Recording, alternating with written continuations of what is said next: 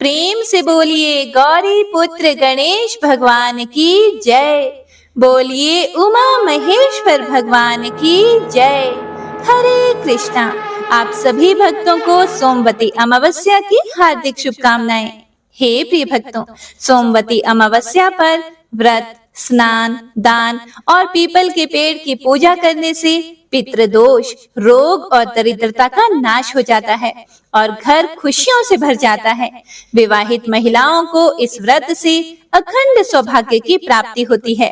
इस दिन पूजा पाठ करने और व्रत कथा सुनने मात्र से सुख, सौभाग्य और धन धान्य की प्राप्ति होती है। तो आइए पूरे भक्ति भाव से सोमवती अमावस्या की कथा का रसपान करते हैं। जय श्री गणेश। एक साहूकार के 7 बेटे और एक बेटी थी। सारा परिवार प्रभु भक्ति में लीन रहता था। उनकी पुत्री बहुत ही सुंदर, संस्कारी और गुणवान थी। साहूकार के 7 बेटों का विवाह तो हो चुका था, किंतु बेटी का विवाह अभी नहीं हुआ था। उनके घर रोज सवेरे एक ब्राह्मण भिक्षा मांगने के लिए आता था। जब भी साहूकार की कोई बहू या सेठानी उसे भिक्षा देती तो वह उनको आशीर्वाद देता था और कहता था, सेली हो जे सपूती हो जे, अपने पति के कांधे राज कर जे। पर जब भी साहूकार की बेटी भिक्षा देती तो वह इसको आशीर्वाद देता था और कहता था, सेली हो जे सुखी हो जे, अपने भाई भौजाई के कांधे राज कर जे। साहूकार की बेटी यह बात सुनती तो उसको बहुत बुरा लगता था। एक दिन वह अपनी माँ से कहती है कि मामा, यह पंडित जी जब भी आप और भाभी जी भिक्षा देने जाते हैं तो आप लोगों को तो आशीर्वाद देते हुए कहते हैं कि सेली हो जे सपूती हो जे, अपने पति के कांधे राज कर जे। और जब मैं भिक्षा देने जाती हूँ तो मुझे आशीर्वाद देते हुए कहते हैं कि सेली हो जे सुखी हो जे, अपने भाई भौजाई के कांधे राज कर जे। तो उसकी माँ उससे कहती है कि ऐसा कर, तू कल भिक्षा देने जाना। जब वह तुझको आशीर्वाद देंगे तो मैं उनसे ऐसा करने का कारण पूछ लूंगी। अगले दिन पंडित जी जब भिक्षा लेने के लिए आते हैं तो माँ ने बेटी को भिक्षा देने भेजा। जब पंडित जी ने आशीर्वाद दिया तो उसकी माँ भी छुपकर सुन रही थी, और जब पंडित जी ने वही आशीर्वाद दिया तो माँ भी वहां आ गई और उन्होंने पंडित जी से पूछा कि आप इसको ऐसा आशीर्वाद क्यों देते हो? आप इसको सुहागन का आशीर्वाद क्यों नहीं देते? सुपुत्री होने का आशीर्वाद क्यों नहीं देते हो? तो पंडित जी कहते हैं कि इसकी किस्मत में सुहाग नहीं है, इसीलिए मैं इसको यह आशीर्वाद देता हूँ कि यह भाई भौजाई के साथ रहेगी। तब माँ पंडित जी से पूछती है, क्या कोई ऐसा उपाय नहीं कि इसका सुहाग बना रहे? तब पंडित जी अपनी पोथी पुराण खोलते हैं, उस लड़की की पत्रिका खोल कर देखते हैं और कहते हैं कि एक उपाय है। सोना नामक धोबिन जाति की एक पतिव्रता स्त्री अपने पति, बेटे और बहुओं के साथ रहती है, जो कि एक महान पतिव्रता स्त्री है। यदि आपकी लड़की उसे अपनी सेवा से प्रसन्न कर लेती है और यदि सोना धोबिन इसकी शादी में आकर अपना आशीर्वाद दे दे तो उसका पति बच सकता है। ऐसा करने से इसे अमोघ सुहाग भाग्य की भी प्राप्ति होगी। मगर याद रहे, वह पतिव्रता महिला कहीं आती जाती नहीं है। तो उसकी माँ पूछती है कि ये सोना धोबन कौन है और कहाँ रहती है? तो पंडित जी बताते हैं कि 7 समुद्र पार सोना धोबन का गांव है। वहां वह अपने परिवार के साथ रहती है। अब सेठानी अपने बेटों से कहती है कि सोना धोबन के गांव उसकी बहन को लेकर जाना है। उसके 6 बेटे तो मना कर देते हैं, लेकिन 7वां बेटा तैयार हो जाता है। दोनों भाई बहन सोना धोबिन के गांव के लिए निकल जाते हैं और चलते चलते समुद्र किनारे पहुंच जाते हैं। समुद्र पार करने के लिए दोनों भाई बहन एक पेड़ के नीचे बैठे होते हैं कि उसी समय उन्हें पेड़ के नीचे बांबी में से एक सांप निकलता हुआ दिखाई देता है। बांबी मतलब सांप का बिल। उसमें से एक सांप निकलता है और जब वह सांप पेड़ पर चढ़ने लगता है तो बहन की नजर उस सांप पर पड़ जाती है। तो वह अपने भाई से कहती है कि देख देख, किसी पक्षी के अंडे पेड़ पर हैं और उसको मारकर यह सांप खा जाएगा। अब बेचारे वो पक्षी जब शाम को आएंगे और अपने बच्चे नहीं पाएंगे तो कितने दुखी होंगे। तो भाई बहन की बात मानकर और उस सांप को मार देता है और वहीं टोकरी से ढक देता है। वह अंडे हंस और हंसिनी के थे। शाम को जब हंस और हंसिनी आते हैं तो आज उनको अपने अंडे घोंसले में ही रखे हुए मिलते हैं। तो हंसनी खुश होकर कहती है कि रोज तो कोई पापी दुष्ट हमारे अंडे मार के खा जाता था। तो उनकी बात सुनकर बहन टोकरी के नीचे रखा हुआ सांप दिखाते हुए उनसे कहती है कि रोज ये सांप आपके अंडे खा जाता था, आज हमने उसको मार दिया है। अब आपके अंडे कोई नहीं खाएगा, अब कोई भी उनको नष्ट नहीं करेगा। यह जानकर हंस हंसिनी बहुत खुश हो जाते हैं। अगले दिन अपनी पीठ पर बैठाकर उन दोनों भाई बहनों को समुद्र पार सोना धोबन के गांव में छोड़ देते हैं। सोना धोबन का भी बहुत बड़ा परिवार था। उसके भी बहुत सारे बेटे बहुएं सब एक साथ रहते थे। अब साहूकार के बेटे बेटी भी उसी गांव में एक घर लेकर वहीं रहने लग जाते हैं। रोज रात को साहूकार की बेटी सोना धोबन के घर जाती और खाना बनाना, पानी लाना, बर्तन साफ करना, कपड़े धोना, घट्टी पीसना वगैरह सब काम करके सुबह होते होते अपने घर आ जाती थी। इस तरह से कई दिनों तक चलता रहा। एक दिन सोना धोबन के दिमाग में आया कि पहले तो मेरी बहुएं खूब झगड़ती थी, आजकल तो बिल्कुल भी नहीं झगड़ती। तब सोना धोबन अपनी बहुओं से पूछती है कि आजकल तुम्हारी लड़ाई झगड़े की आवाजें नहीं आती, क्या बात है? तो सब बहुएं बोली कि जब सारा काम हमको किया कराया मिल जाएगा तो हम क्यों लड़ाई झगड़ा करेंगे। तो सोना धोबन पूछती है कि कौन करता है सारा काम।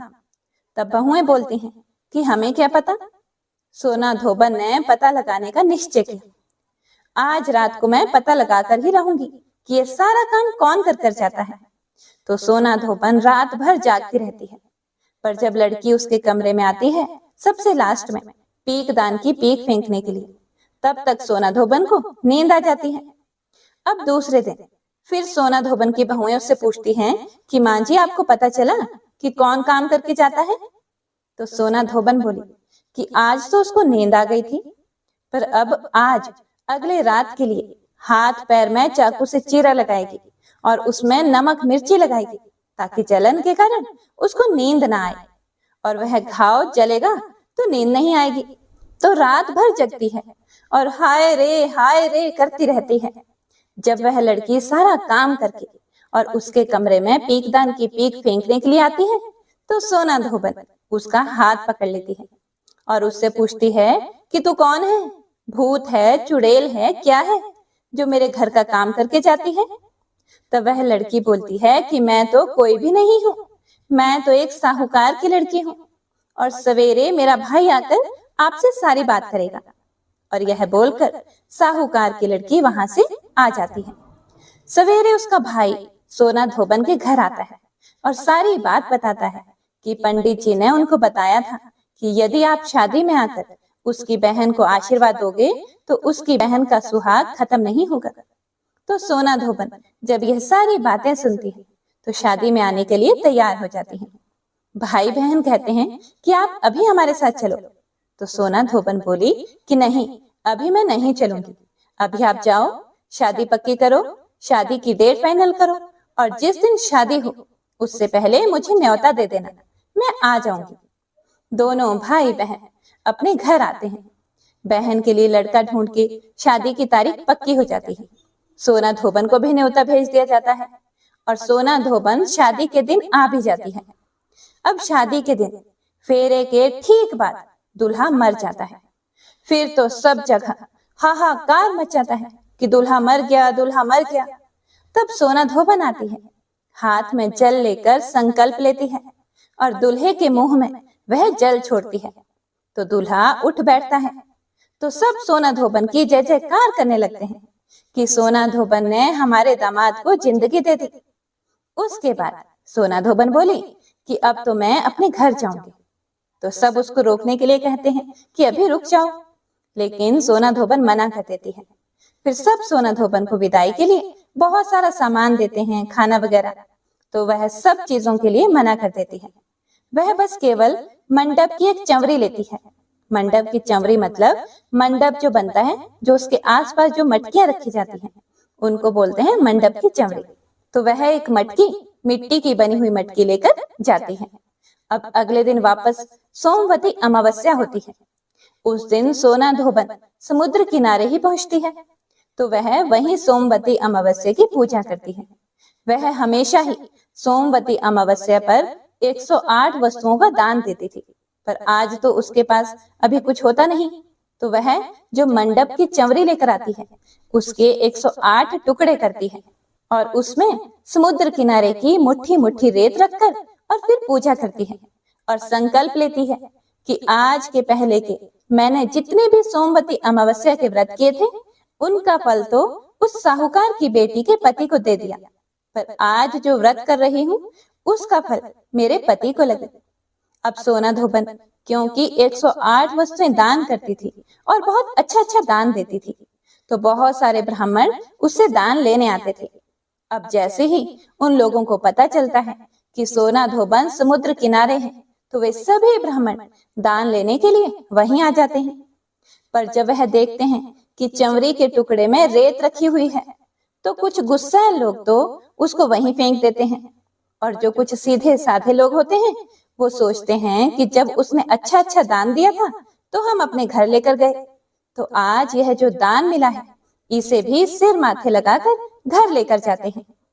जब वह लोग घर पहुंचते हैं तो जो चंवरी का टुकड़ा था वह सोने का डला बन जाता है, और वह जो रेत होता है वह सभी हीरे मोती बन जाते हैं, और जिन ब्राह्मणों ने वह फेंक दिया था वे अब पछताते हैं कि उन्होंने क्यों फेंका, अब क्या कर सकते थे। अब सोना धोबन घर पहुंचती है तो वहां रोना धोना मचा हुआ था। सोना धोबन का पति मर जाता है। जब सोना धोबन शादी में गई थी तो शादी में जाने से पहले वह घर में सबको बोलकर गई थी कि मेरे पीछे से कुछ भी हो जाए तो उसको वैसा का वैसा ही रहने देना। सब बच्चे वगैरह उनका इंतजार करते रहते हैं। सोना धोबन जैसे ही घर पहुंचती है तो सबसे पहले पानी मंगवाकर संकल्प लेती है और कहती है कि आज से पहले की सोमवती अमावस्या का फल तो मैंने उस साहूकार की बेटी के पति को दिया था, पर आज जो मैंने व्रत किया सोमवती अमावस्या का उसका फल मेरे पति को लगे। और ऐसा बोलकर अपने पति के मुंह में जल डाल देती है, और उसका पति थोड़ा सा कड़मड़ाता है और उठकर बैठ जाता है। तो इस प्रकार सोमवती अमावस्या के प्रताप से वह अपने पति को भी जीवित कर देती है। हे भगवान, हे सोमवती अमावस्या, व्रत का जैसा फल सोना धोबन को दिया वैसा सबको देना। कथा को सुनने वाले, सुनाने वाले और हुंकारा भरने वाले सभी की मनोकामनाओं को पूरा करना, सबका सुहाग बनाए रखना। कथा अधूरी हो तो पूरी करना, पूरी हो तो मान करना। जय माता दी, हर हर महादेव। हे प्रिय भक्तों, अमावस्या पर अमावस माता की कथा सुनने से अनंत फलों की प्राप्ति होती है। तो आइए अब सुनते हैं अमावस माता की कथा। पौराणिक कथा के अनुसार एक गांव में सास और बहू अकेले रहते थे और उनका बेटा विदेश में कमाने के लिए गया हुआ था। सास और बहू आपस में बड़े ही प्यार से रहते थे। दोनों एक दूसरे की देखभाल भी करते थे। एक दिन बहू ने खाना नहीं खाया। तब सास बोली कि हे बहू, तुमने आज खाना क्यों नहीं खाया? तब बहू बोली कि हे सासू माँ, आज मेरा अमावस माता का व्रत है, इसीलिए मैंने आज खाना नहीं खाया। तब सास ने कहा कि बहू, यह व्रत क्या होता है और इस व्रत को करने से क्या फल मिलता है, मुझे भी समझाओ।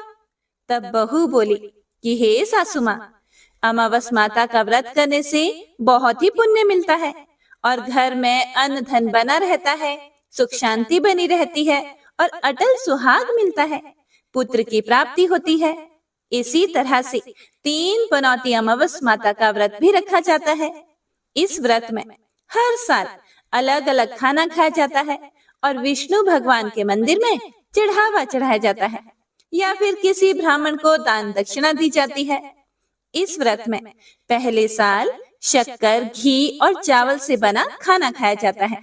पहले साल व्रत पूर्ण होने के बाद 1.25 किलो चावल और 1 कटोरी घी और 1 कटोरी शक्कर का दान किसी ब्राह्मण देवता को दान में दिया जाता है। दूसरे साल जौ, घी और शक्कर से बना खाना खाया जाता है।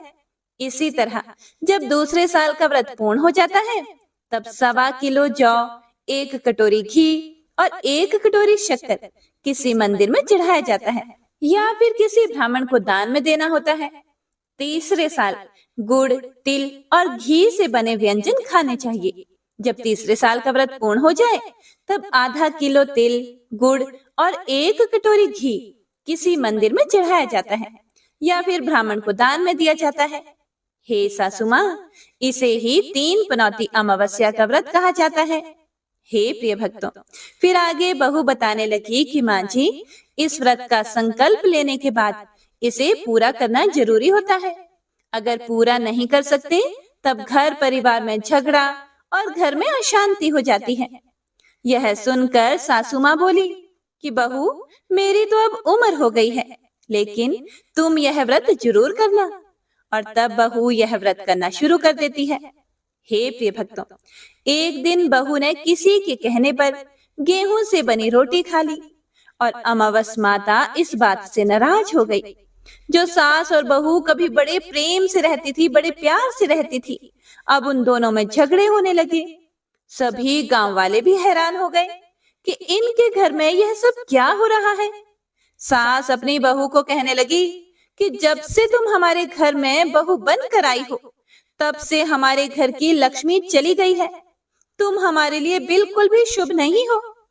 तब बहू ने कहा कि माँ जी, आपके घर की लक्ष्मी चली गई है तो मुझे बताओ कि वह कहाँ मिलेगी। मैं लक्ष्मी को लेकर जरूर आऊंगी। तब सासू माँ कहने लगी कि बहू, लक्ष्मी तुम्हें समुद्र के बीच में भगवान विष्णु के पैर दबाते हुए मिलेगी। हे प्रिय भक्तों, तब बहू यह कहकर चली गई कि माँ जी, अब तो मैं लक्ष्मी जी को लेकर ही आऊंगी, नहीं तो मैं इस घर में पैर नहीं रखूंगी। ऐसा कहकर बहू लक्ष्मी की खोज में चली गई। जब बहू लक्ष्मी की खोज के लिए निकली तब उसे बीच रास्ते में गाय मिली। गाय बहू से पूछने लगी कि तुम कहाँ जा रही हो। तब बहू बोली कि हे गाय माता, मेरी सास कहती है कि मेरे आने से उनके घर में अन्न धन की कमी हो गई है और उनके घर की लक्ष्मी चली गई है, इसीलिए मैं लक्ष्मी जी को लेने जा रही हूँ। तब गाय माता कहने लगी कि हे पुत्री, अगर तुम जा ही रही हो तो भगवान से मेरे बारे में भी पूछ लेना। तब बहू कहने लगी कि ठीक है गाय माता, मैं आपके बारे में भी पूछ लूंगी। तब गाय माता कहने लगी कि जब मेरा बछड़ा होता है तो वह मर जाता है, जिंदा नहीं रहता। तुम लक्ष्मी जी से पूछ लेना कि आखिरकार मेरे साथ ऐसा क्यों हो रहा है। मैंने ऐसे कौन से कर्म किए हैं जिसकी सजा मुझे मिल रही है। तब बहू बोली कि गाय माता, मैं आपके बारे में जरूर पूछ लूंगी। और ऐसा कहकर बहू वहां से आगे बढ़ गई। जब वह आगे बढ़ी तब रास्ते में उसे एक घोड़ी मिली जिसके गले में घंटी बंधी हुई थी। घोड़ी ने भी कहा कि हे पुत्री, तुम मेरे दुख का निवारण लक्ष्मी जी से पूछ लेना। तब बहू बोली कि मैं जरूर पूछ लूंगी। ऐसा कहकर बहू वहां से भी आगे बढ़ गई। आगे जाते ही बहू को एक अंधा और बहरा बुजुर्ग मिला। उसने भी बहू से अपनी समस्या के निवारण के लिए पूछने को कहा। तब बहू उसकी समस्या भी भगवान से पूछने का कहकर आगे बढ़ गई। आगे जाते ही बहू को एक बूढ़ी औरत मिली जो कि हाथ और पैर से अपाहिज थी। उसने भी बहू से कहा कि बेटी, जब तुम भगवान से मिलो तो उनसे पूछना कि आखिरकार मैं अपाहिज क्यों हुई, मैंने ऐसे कौन से कर्म किए थे। तब बहू उसकी समस्या पूछने के लिए भी तैयार हो गई और फिर आगे बढ़ गई। आगे चलते चलते बहू बहुत थक गई और एक आम के पेड़ के नीचे बैठ गई। आम का पेड़ बड़ा खुश होकर बहू से पूछने लगा कि हे बेटी, तुम कहाँ से आई हो और कहाँ जा रही हो। तब बहू बोली कि वो लक्ष्मी जी को लेने जा रही है। तब पेड़ भी अपनी समस्या भगवान से पूछने के लिए कहने लगा कि मेरे पेड़ पर लगे हुए आम खट्टे ही क्यों होते हैं। हे बहुरानी, इस बारे में भगवान से जरूर पूछ लेना। तब बहू पेड़ की समस्या लेकर आगे बढ़ गई। थोड़ी दूर जाने पर बहू को एक तलाई मिली। वह भी बहू से कहने लगी कि बहू, तुम भगवान से पूछना कि मेरी तलाई का पानी इतना मैला क्यों है। कोई भी यहाँ आकर पानी नहीं पीता। तब बहू बोली कि मैं जरूर पूछ लूंगी, और ऐसा कहकर बहू वहां से आगे बढ़ गई। बहुत दिन से जंगल में चलते चलते बहू बहुत थक चुकी थी। उसे भूख भी लगी थी, लेकिन खाने को कुछ भी नहीं मिला। तो वह भूख और प्यास से बेचैन हो गई और जंगल में बेहोश हो गई। उसी समय भगवान श्री हरि विष्णु और माता लक्ष्मी घूमते हुए उधर से जा रहे थे। तब माता लक्ष्मी विष्णु से बोली कि हे नाथ, हे प्रभु, यह तो आपकी बहुत बड़ी भक्त है, आप इसके दुख का निवारण कीजिए। तब भगवान श्री हरि कहते हैं कि इस संसार में तो बहुत से जीव दुखी हैं, सभी अपने अपने कर्मों का फल भोग रहे हैं। तब माता लक्ष्मी भगवान श्री हरि विष्णु से विनती करने लगी और कहने लगी कि वह भूखी प्यासी है, अगर इसे ऐसे ही जंगल में छोड़ दिया जाए तो जंगली जानवर इसे खा जाएंगे। माता लक्ष्मी की बात सुनकर भगवान श्री हरि विष्णु एक साधु का वेश धारण करके बहू के पास गए और उसे होश में लेकर आए। बहू के होश में आते ही साधु वेश में भगवान श्री हरि विष्णु उससे पूछने लगे कि वह यहाँ क्यों आई है और कहाँ जा रही है। तब बहू ने सारी बात बता दी। उसकी बात सुनकर भगवान श्री हरि विष्णु और माता लक्ष्मी प्रकट हो गए और उनके साथ साथ अमावस माता भी प्रकट हुई। हे प्रिय भक्तों, बहू यह सब देखकर उनके चरणों में गिरकर उन्हें प्रणाम करने लगी। तब अमावस्या माता बहू से कहने लगी कि हे पुत्री, तुमने मेरे व्रत को खंडित किया है, इसी की सजा तुझे मिली है, लेकिन अब मैं तुझे क्षमा करती हूँ। अब तुम घर को जाओ, तुम्हारा घर अन्न और धन से भर जाएगा, तुम्हारा घर सुंदर महल में बदल जाएगा और तुम्हारी सभी मनोकामनाएं भी पूर्ण हो जाएंगी। यह सब होने के बाद बहू ने रास्ते में जो भी मिला था उन सभी के दुखों का निवारण करने के लिए विनती की। तब भगवान श्री हरि विष्णु कहने लगे कि गाय ने कभी भी अपना दूध किसी और को नहीं पिलाया, इसी कारण उसके बछड़े जिंदा नहीं रहते। तुम उसका दूध पी लेना, फिर उसके बाद उसके बछड़े जिंदा रहने लगेंगे। और घोड़ी पिछले जन्म में आटा पीसने वाली महिला थी, वह किसी को भी आटा पीस कर नहीं देती थी, इसीलिए उसके गले में चक्की के पाट बंधे हुए हैं। तुम उसके पाट खोल देना, वह बिल्कुल ठीक हो जाएगी। और वह बुजुर्ग कभी भी भगवान के मंदिर नहीं गया और ना ही कभी उसने भगवान के भजन सुने। तुम उसे ले जाकर मंदिर में दर्शन करवा देना, इससे वह ठीक हो जाएगा। और अपाहिज महिला, उसने कभी भी अपनी जवानी में दान पुण्य नहीं किया, उसकी यह सजा मिली है। तुम उससे कुछ भी दान करवा देना तो उसकी विकलांगता दूर हो जाएगी। और वह आम का पेड़, उसने तो कभी भी अपने पेड़ के आम किसी भी बच्चे को खाने नहीं दिए, इसी कारण उसके सभी आम खट्टे होते हैं। अब तुम उस पेड़ का आम खा लेना, फिर उसके बाद से उस पेड़ पर मीठे आम आने लगेंगे। और तलाई का पानी, पिछले जन्म में देवरानी जेठानी थे, वह हमेशा ही आपस में झगड़ा करती रहती थी, इसीलिए उसका पानी मैला है। तुम उसका पानी पी लेना तो वह तलाई शुद्ध हो जाएगी, फिर लोग वहां आकर पानी पीने लगेंगे। इस प्रकार बहू ने भगवान श्री हरि विष्णु, माता लक्ष्मी और अमावस माता को प्रणाम किया और उन्हें धन्यवाद किया और अपने घर के लिए तैयार हो गई। रास्ते में उसे जो भी मिला, उनकी सभी समस्या भगवान के कहे अनुसार वह दूर करती चली गई।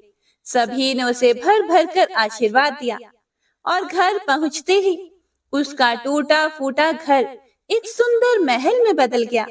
उसके घर में अन्न और धन के भंडार भर गए। अब बहू ने सासू माँ से कहा, हे सासू माँ, आपने तो सच में ही कहा था कि मैं आपके लिए शुभ नहीं हूँ। मेरे जाने से ही आपके घर में लक्ष्मी आई है। अब आप यहाँ रहें, मैं मरने जा रही हूँ। तब सास ने कहा, हे पुत्री, यह सब तुम्हारे अमावस माता के व्रत करने का फल ही है जो हमें मिला है। तुम यहीं पर रहो, अब तुम यहाँ से कहीं नहीं जाओगी। इस प्रकार सास और बहू खुशी खुशी रहने लगे। और फिर एक दिन सास का बेटा भी विदेश से वापस लौट आया और घर में जब उसने खूब धन और दौलत और धन के भंडार देखे, तब उसकी माँ ने सारी बात अपने बेटे को बता दी। इस प्रकार वह लोग खुशी खुशी रहने लगे और तीनों मिलकर अमावस माता के व्रत रखने लगे। तो सभी प्रेम से बोलिए, अमावस माता की जय। हे अमावस्या माता, इस कथा को कहने, सुनने और हुंकारा भरने वाले सभी भक्तों के घर में धन धान्य के भंडार भरना, सभी की रक्षा करना, सभी भक्तों की मनोकामनाएं पूर्ण करना। तो सभी प्रेम से बोलिए, अमावस माता की जय। भगवान श्री हरि विष्णु और माता लक्ष्मी की जय। हे प्रिय भक्तों, तो आज की कथा यहीं पर समाप्त होती है। उम्मीद है आप सभी भक्तों को कथा पसंद आई होगी। पसंद आई हो तो लाइक, शेयर, कमेंट जरूर कीजिएगा। हमारे चैनल पर वट सावित्री व्रत की कथा को भी जरूर श्रवण कीजिएगा। भगवान आप सभी भक्तों की मनोकामनाओं को पूर्ण करे और आपके घर में सुख शांति, सुख समृद्धि सदा बनी रहे। तो एक बार सभी भक्तजन प्रेम से बोलिए, शिव शिवा की जय। हरे कृष्णा।